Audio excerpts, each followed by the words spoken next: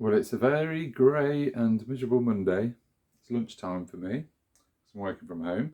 So I thought, right, I'll cheer myself up with the 345, get it out and just give a quick go round the upstairs.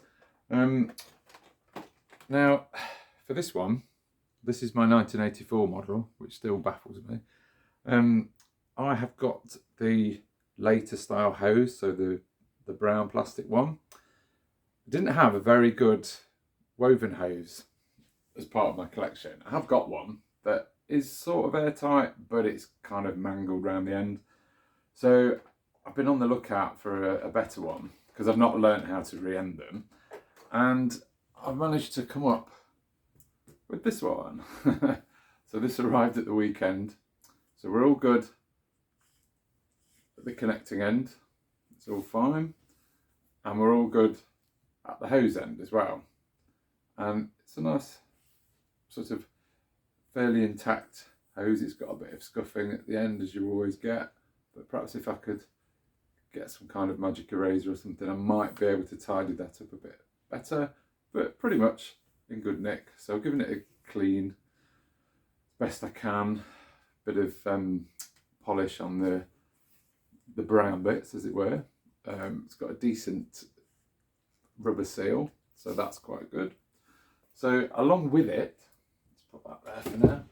Along with it, I also got a crevice tool, which is, it looks like it's hardly been used. The end, I mean, I don't think the camera will pick it up quite so well, but it's come up almost like new. It's got a few like little marks and things, but it's not dented, scratched, or anything too fussy. So that is quite a nice little bonus to have. And also, slightly better condition butterfly tool. And again, bit of a clean, bit of polish all over it, and it's come up really nicely. So that can live on the hose. So yeah, I'll be able to use that. I have my existing very good condition floor tool, automatic, and the one that came with it with a nice cuff sleeve. Now I also have in the collection one of these radiator brushes. I did get another one that came with the hose and stuff, but part of this had come away and the plastic was shattered. Even though the middle bit was nice and shiny, like the crevice tool, this one's actually in a better condition for using. So I'll hang on to this one. I've got the instruction book somewhere. I had it out just to see. In fact, let me go and grab it because there's something interesting. Okay, so grab the instructions. Now this booklet's dated March 1980. If you notice from the picture, don't get the shine from from the daylight, you'll see that there's a crevice tool, there's the butterfly tool, but there's no radiator brush. So I'm thinking then that clearly further down the line in production, Electrolux decided to dispense with the radiator brush. So if anybody's got a set of these and it's got the brush on, that's from pre-1980. I'm not sure what year they would have stopped doing it, but this, as I say, at the back, can you see down just here where my finger is? That says March 1980. But it's quite handy because within the book, if we can see on there, there's no sign in the pictures of the radiator brush at all. Just give you a little rundown of that.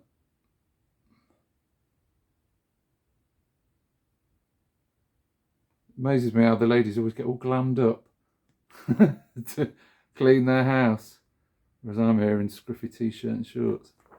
But yes, there's no sign where we get to the crevice tool on this bit here. There's no mention of a radiator brush.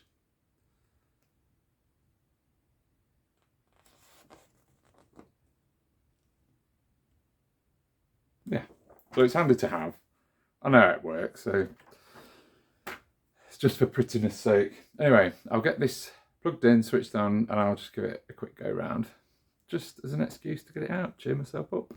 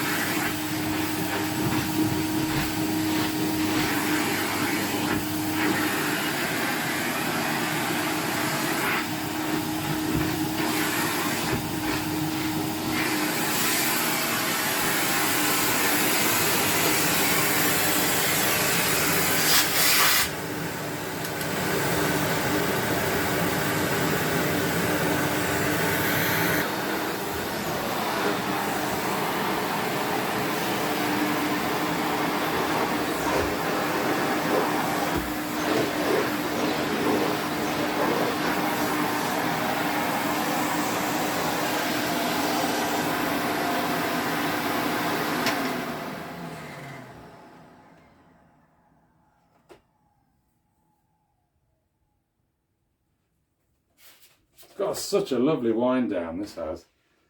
Now this hose is a bit stiff. I don't know if you noticed in that when I was trying to get down the stairs and stuff, it kind of is very rigid in the middle, which I suppose is a good thing because it means that it's not lost any of its seal.